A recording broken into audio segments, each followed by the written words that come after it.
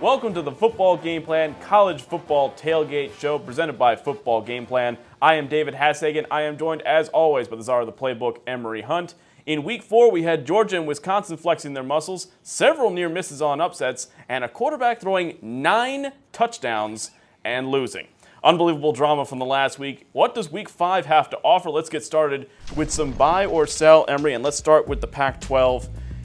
The question is always the same. Does the Pac-12 have a playoff team this year? And again, it's the Wild West. Everybody's beating everybody. Does the Pac-12 have a playoff team? I think when people look at it from a, let's say, is it because they're stronger than everybody, or that's why they're beating each other up, or is one team just mediocre and everybody's mediocre, and that's why we see the parity that we've seen so far in the Pac-12. But I'm going to buy the Pac-12 getting a playoff participant because there are a couple of things that you want to look for. One, who's playing great defense? And we know Cal plays great defense. We know USC has started to play great defense. Love the athleticism that you see on the front end and also at the second level. We know that Washington State's offense can carry them, but we know those teams that play great defense, Washington is another one that is going to get you in position to win a lot of games. Who can run the football? We know Cal can run the football. We know Washington has shown the ability to run the football if need be. We know Oregon has shown the ability to run the football, and their defense quietly is active and aggressive.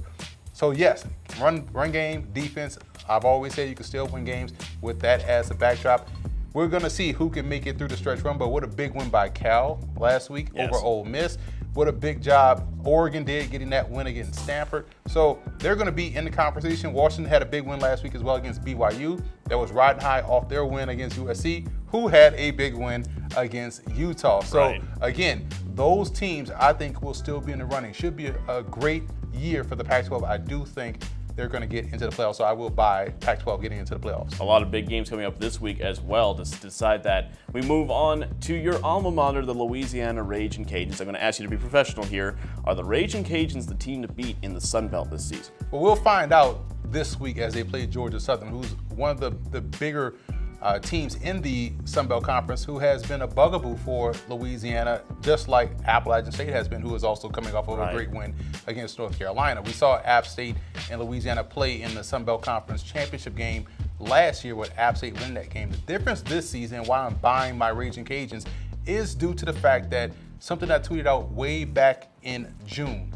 and in early May, late May. You look at what they are doing well. They're running the football. They go 4 deep in the backfield. Elijah Mitchell, Trey Regas are two of the big headliners at that position. Raymond Kale is another one. Kale is a guy that's on the Senior Bowl watch list. Mitchell is a guy that can do it all. Regas is what they call Baby Bettis out there at Louisiana. So their running game is fantastic. They can run the ball against anybody because their offensive line, 4 starters returned from last year's offensive line are starting up front. The one guy that would have made it 5 all returning starters is out for the season with a knee injury. So they have a good offensive line. Robert Hunt is a good pro prospect, as well as Dotson, the other offensive lineman out there is another good pro prospect. So they got pro players up front. They got 4 tailbacks in the back. They can grind it out and play any type of game. As long as they're playing with balance, they're going to be tough to beat. So running the football, playing sound defense, playing keep away, yes, I'm buying the Ragin' Cajuns being a strong team in the Sun Belt. We move now to the FCS. The next buy or sell, North Dakota State with a big win in the top 5 against UC Davis this past week. Is North Dakota State, is their path clear already to another national title? You would think so, and there's always a team that can come up and beat North Dakota State. We've seen it happen before. South Dakota State, but we usually see it in the regular season. We don't see it in the playoffs. So yes, I could buy North Dakota State's path being clear because they do look head and shoulders above, better above the rest in the field in the FCS. But you have to like some of the teams that could be challengers. South Dakota State could be one.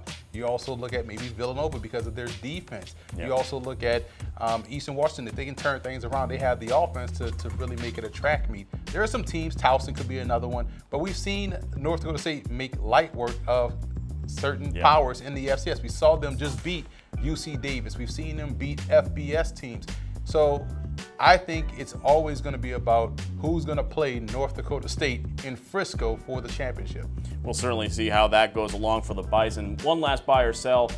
University of Alabama, obviously they're going to have a strong team, but a lot of people are now saying they might have the best ever receiving core in the history of college football. Is this an overreaction, or is this something we should buy into? I'm selling this because, again, we're in our 150th year of college football, so there's a lot to choose from. I mean, you could look at Miami when they had Andre Johnson, Santana Moss, also Reggie Wayne. Right. That's a pretty strong, that's 3 first-rounders right there. Possible Hall of Famers. Exactly. So, and you also toss in the tight end in Jeremy Shockey. You look at the 96 Florida Gators, Ike Hilliard, Riddell Anthony, Jaquez Green. That's 3 legit ballers that dominated in college, but also had their success in the NFL. LSU, Odell Beckham, Jarvis Landry. Decent. I mean, that's pretty decent, right? So when you look at Alabama and their receiving core, yes, Ruggs is outstanding. Judy is phenomenal. They have great talent, but we've seen this before. I think a lot of times nowadays with social media and the Twitter generation, the highlight clip generation, right, they make things out to be bigger than what they are, as if history didn't happen, as if this is the first time they've ever seen this. I always talk about certain analysts being a prisoner of the moment. This is the most important thing I've ever seen in my entire life today. So but when you look at Alabama's receiving core, I mean, where would you rank those guys in the midst of, LSU, Florida, Miami? A little overrated. Yeah, I think they're good. They're good, but right now they're a little bit overrated. Not overrated in the bad sense, but overrated in the sense of where they stand in history. This is a great receiving core, don't get me wrong, but we've seen great receiving cores in college football. Heck, if you want to go back to a team that produced sets of good receivers, look at Oregon State. True. One year you have Chad Johnson and TJ Houshmandzadeh. Then you follow that up with Brandon Cooks and Marcus Wheaton. So we've seen this before. This is not new.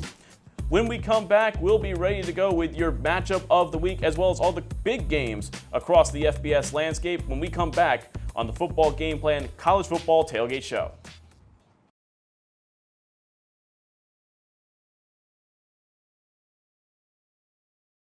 Be sure to order your copy of the Go-Go Offense by Coach Brennan Marion on footballgameplan.com/GoGoOffense. Coach Marion goes through the ins and outs of his explosive offense, one that's tearing up the college football field and putting a lot of points on the scoreboard. Again, you can order your copy at footballgameplan.com/GoGoOffense.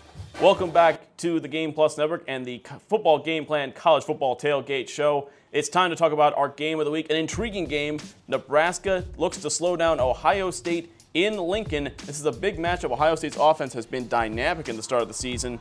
What's the big matchup to watch here in terms of in-game action? It's an easy one. It's Nebraska's defense versus Ohio State's offense. If the defense of Nebraska can slow down this Ohio State passing game and make Justin Fields play from within the tackle-to-tackle box, it's going to prove to be a huge advantage for the Cornhuskers. But their defense has to step up because we know what Justin Fields can do if he escapes the pocket, if he has time, and if their running game is clicking. He's been phenomenal so far this season. So their defense against the offense of Ohio State is the biggest matchup. Who are the X factors to watch here? Because obviously both quarterbacks are dynamic. Are they the only X factors to watch, though? You bring up a great point. Both quarterbacks are your obvious, let's say, offensive X factors, but the game X factor, I think, is strength versus strength. KJ Hill is a tremendous wide receiver for Ohio State. He's their big play threat, Mr. Third Down. He always converts. He was that last year with Dwayne Haskins. He's been that now with Justin Fields. But on the other side, you look at cornerback Lamar Jackson, 6'3", 195, can play inside, he can play press, he can play outside. He has the ability to blitz off the corner. He's been a big playmaker for the Cornhuskers defense. But I would suspect they're going to mirror him, him and KJ Hill throughout the entire game. So if KJ Hill lines up in the slot, Jackson's going to be right there with him. He goes to the far side of the field, outside the numbers, Jackson's going to be there. So Jackson has to win that battle, take away their number one option, and force Fields to go to other targets, because we know what number one options are, especially for young quarterbacks: safety valves, security blankets. Take him away, make him go elsewhere, and that gives yourself a chance defensively. Does Nebraska have a chance to win this ballgame, or is it Ohio State's? Well, they have a chance because they're playing in Nebraska. We know the crowd and the atmosphere is going to be, electric, but I think Ohio State wins this football game. They're playing at a different level. Chase Young, defensive end, looks like a top overall pick in the NFL draft. He's been outstanding. I think he'll set up shop in that Cornhusker backfield. I like Ohio State to win this game. Let's move into some of our other big FBS matchups coming up this week, and we start in the Big 12, a big matchup between Oklahoma and Texas Tech. Huge game in the Pac-12, in the Big 12 landscape. moving forward as we go into the second half of the season. Now we start to see how good Oklahoma's defense is, because we know Texas Tech can push the pace, they can put up points, but Oklahoma has been phenomenal. They've dominated their opponents. Houston, UCLA recently, you've seen them just dismantle defenses. I think that'll happen in this ball game. You talk about who I think is the leading front runner for the Heisman Trophy, and Jalen Hurts. I think he'll have a big day. I like Oklahoma. Let's move to the next one here, and it's a good one in the ACC. Clemson taking on North Carolina. UNC might have been looking ahead last week. They lost to Appalachian State in a heartbreaker. How do they respond against the #1 team in the country? Well, you have to get up to play the #1 team in the country because it's the #1 team in the country and it's a conference game. We saw them kind of take their foot off the gas or focus off the gas against Wake Forest. We saw it last week against Appalachian State. I don't think they have enough bullets in the gun to go toe-to-toe with Clemson. I like the Tigers in this game. I feel like North Carolina is playing above expectations. They're a year away. This is a young football team. Next year, they're going to be dangerous. We move now to the SEC. Alabama has been dominant once again, but now they start their SEC schedule. And if there's one team that's always given the fits, it's been Ole Miss. Can the Rebels somehow pull off the upset against the Crimson Tide? They had a lot of talk heading into this game last year that Ole Miss had the weapons to beat Alabama. First play of the game, deep shot, touchdown, and they were up 7-0. They ended up getting blown out in that ball game. I think they'll lose this one again. Alabama, with the best receiving core in college football history, they'll win this one against the Rebels. Let's move now back into the ranks of the ACC. Virginia taking on Notre Dame. The Irish obviously didn't look great against the University of Georgia. Now the question is, do they have enough to knock off Virginia, who've looked really good this season? Well, this is a situation where you can let one loss become two. They had their opportunities to beat Georgia. Virginia is playing some really good football. We've seen them blow teams out. We've seen them come back from huge deficits and win that game. I like Virginia in this matchup. I think they'll take care of the Irish once again out there in South Bend. Another critical matchup in the ACC. Wake Forest taking on Boston College. You've seen BC play live. They've been much better in the last couple of years, but Wake Forest is having a really nice start to the season. They have quietly the best quarterback in the ACC in Jamie Newman for Wake Forest. He's been playing, I think, Heisman-level football. He may be the best quarterback in the country that no one is talking about. He's a junior, 6'4", 233. I think Wake Forest goes up to Chestnut Hill and steals one against a very game Boston College opponent. Another big upset called by the czar of the playbook. The next one into the Big Ten. Northwestern taking on Wisconsin. Wisconsin certainly showed what they're made of against Michigan last week. Northwestern fallen off a little bit from what we've seen the last couple years where they've become a pesky team in the Big Ten. How do you see this one playing out? We're going to learn a lot about their ability to stop the run because we know Jonathan Taylor, who is probably going to be a finalist for the Heisman Trophy, he's going to have his day running the football once again. He's a 2,000-yard rusher. If he can do that again, the last time we saw a back go for 2,000 yards in back-to-back seasons, Troy Davis did it at Iowa State in the mid-90s. I think we'll see Wisconsin roll in this one against Northwestern. One last game here before we go to break. Back in the Pac-12, Washington State at Utah. How do you follow this game up from last week for Washington State? Your quarterback throws 9 touchdowns. You're up by so many points, and you lose 67-63 to UCLA. Washington State has to learn how to close games. Pac-12 after dark always gets weird. But you say Washington State, how about Utah? You lose that game to a third-string quarterback in USC. You knocked out the starter, and he comes in and goes bananas. So who is going to forget last week? First is going to win. Defense, I'm always going to side with defense over offense. I like Utah to win this ball game. I mean, Gordon has to be the most unlucky man on the planet after last week. 9 touchdowns. What did I do wrong? What did I do wrong? Did I make you guys mad? After the break, we will go through the big matchups from all across the divisions of the college football landscape here on the Football Game Plan College Tailgate Show here on the Game Plus Network. Football Game Plan is brought to you in part by 9th & Lux. Visit the website 9thandlux.com and check out the clothing gallery. Do You Music with featured artist IW in his latest album, Season 2. You can check that out on iTunes as well as doyoumusic.com. Nesby Phipps, art, life, entertainment. NesbyPhipps.com. Grind It Out Fitness. Visit the website grinditoutfitness.com and download the app.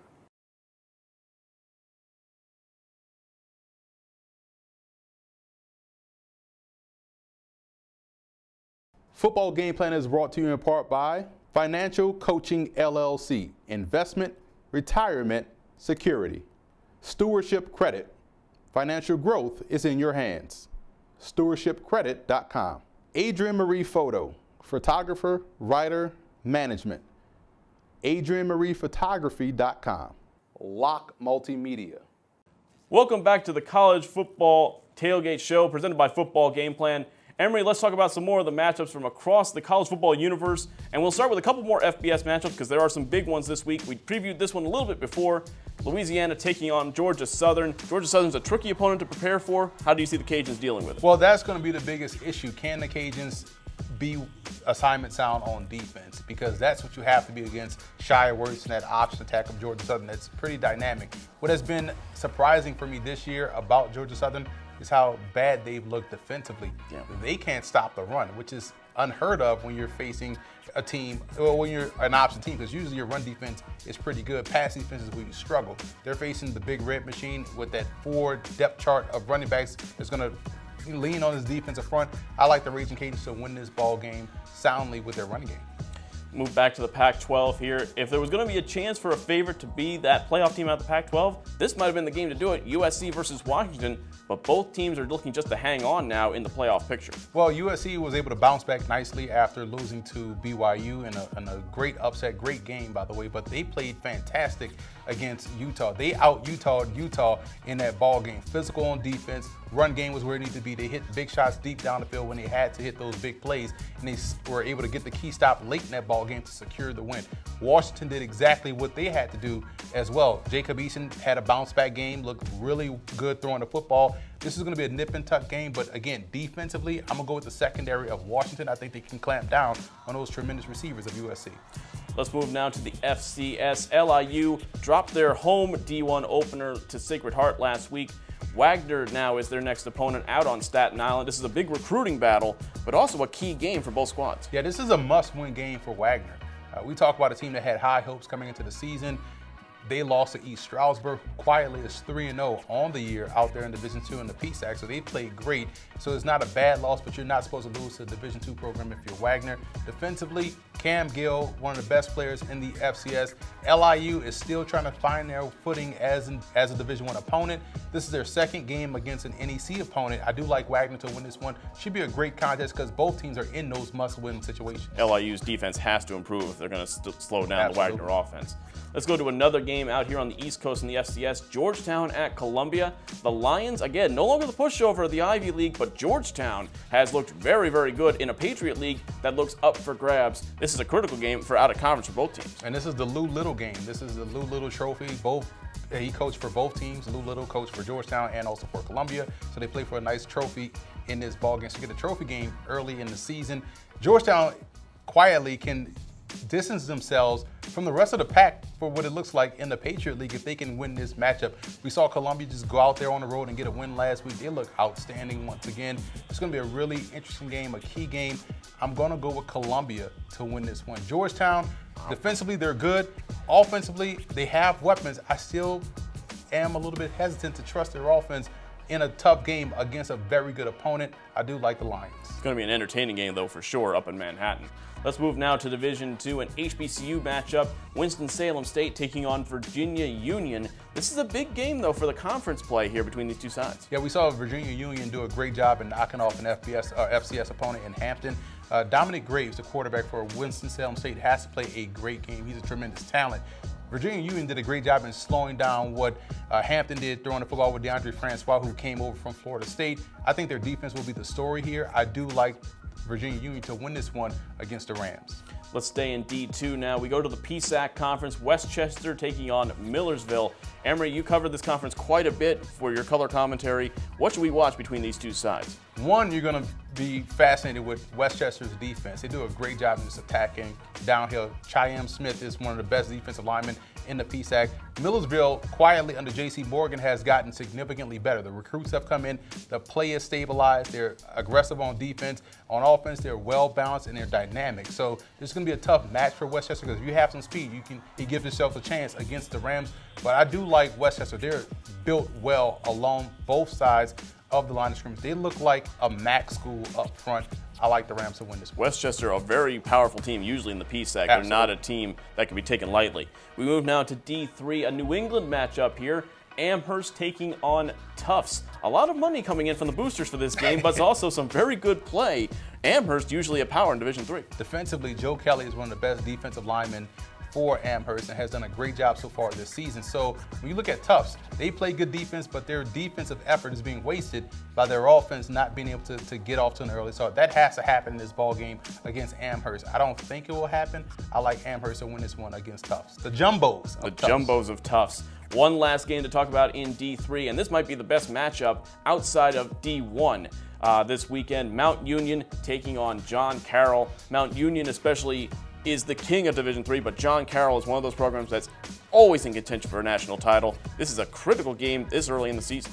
D'Angelo Fulford is the quarterback for Mount Union, who has been outstanding so far this season for the Purple Raiders. So their offense is what it has been for the last decade plus out there in Alliance, Ohio. But when you look at John Carroll, who plays in nearby Canton, they do a great job of being balanced. And I think their defense has been the biggest story of this year. 7 points a game they're giving up. Yeah, it was against UW, Stevens Point, and also Outer Being. But again, to give up 7 points a game in each one of those contests shows that you play great defense. It's a system thing. They do a great job.